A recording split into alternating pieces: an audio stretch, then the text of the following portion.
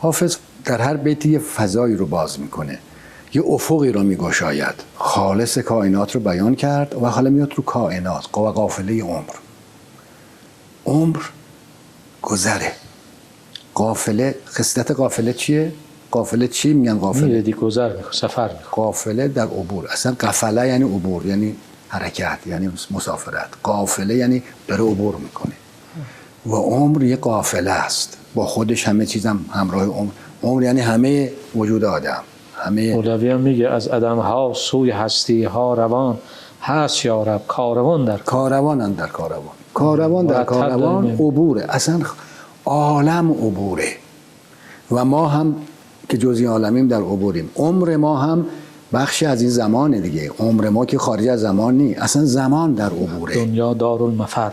این عالم از ازل تا ابد همینطور داره عبور میکنه، اصلا یک لحظه ساکن نیست. حالا عمر ما هم بخشی از این عالمه و همه عمرها، هر موجودی عمری داره. این کاروان در کاروان از ازل تا ابد در عبور همیشگی است. حافظ یک مرتبه اونجا از کائنات صحبت کرد که نقدی درش هست که تمام عیاره.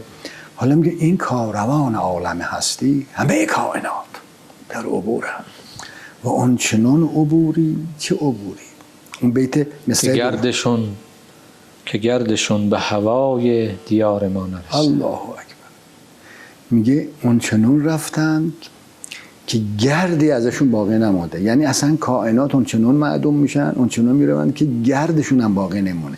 اما وقتی قافله میره، خود قافله میره، ولی چه بسا ساعتها بعدش گرد و غبار قافله باقیه که کسی تازه از راه برسه میره اینجا گرد و غباره، میفهمه یه قافله عبور کرده.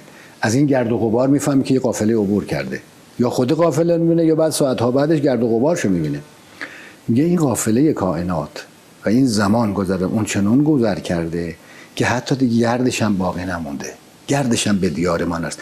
حالا دیار ما کجاست؟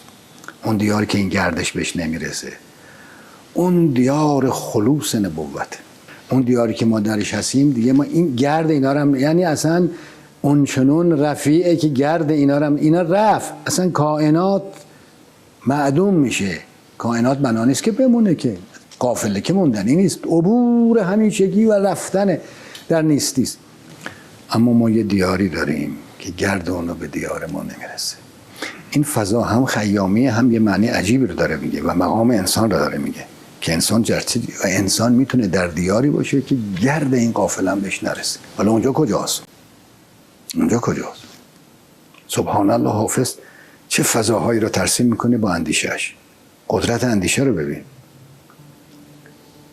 که از اینها گردی به دیار ما نرسه. بسیار خوب.